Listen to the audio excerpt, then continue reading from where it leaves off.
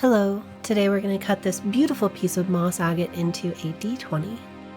Moss agate is primarily quartz, which makes up the large white areas, but the real eye catchers are the mossy green inclusions. These are formed from iron or manganese oxide, which gives the moss agate a very distinctive pattern. Hopefully we can capture some of that in the final stone. But before we can do any cutting, we need to get the stone on the dop. So we'll be using Loctite 5-minute epoxy resin to attach the stone to the dop. This stuff sets up pretty quickly and creates a super strong bond, which is very important when working with larger stones like this. One of the worst things that can happen is if a stone pops off of the dop during the cutting process. So we want to do everything we can to make sure that that doesn't happen. And a good place to start is with a really good adhesive.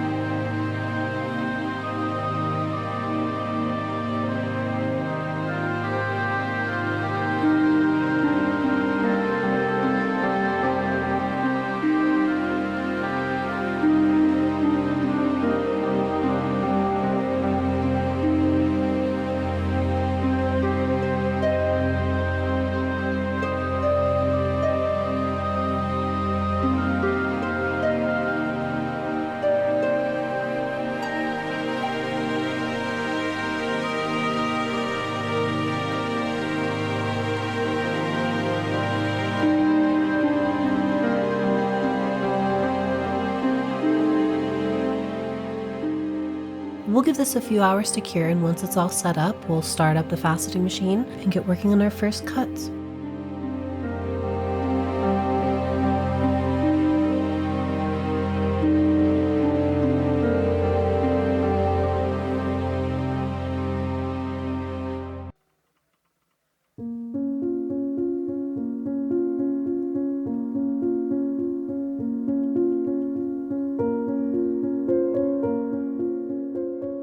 We're starting off with a 120 grit topper lap. We'll use this to preform the stone as well as cut in our first few facets.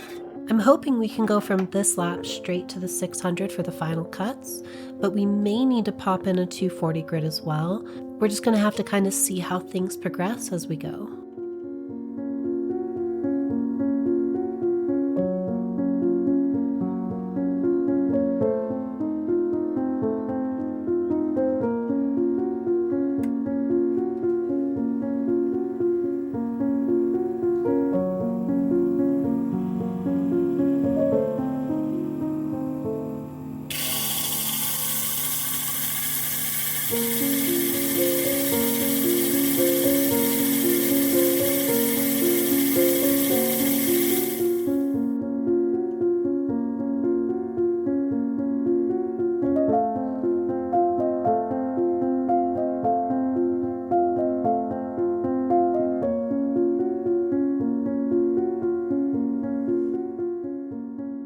So here are the first 10 cuts on our 120 grit, and you can see how scratched up the surface is. We're going to try and go to our 600 grit lightning lap and see how much work it is to get these to the final shape. The really cool thing about the lightning lap is it's essentially 2 steps in one. It's a semi-cutting lap, meaning it can move the facets around, which will help us get to that final cut depth, as well as a pre-polishing lap, which will hopefully remove all of the major scratches and cut marks left from the 120 grit.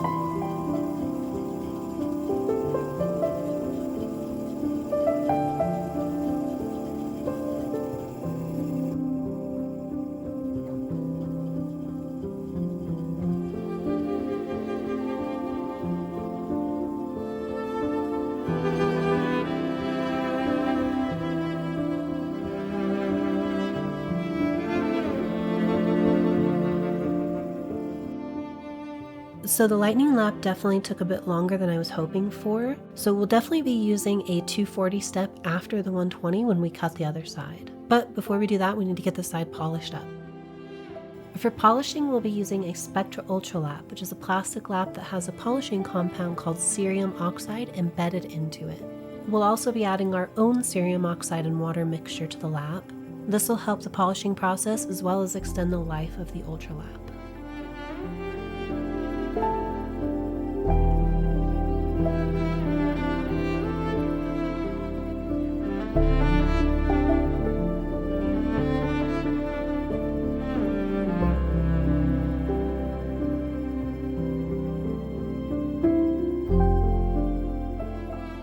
Here's the final polish on our first side, and it is so beautiful. Now we're going to put the stone into our transfer jig and get it ready to cut the next side.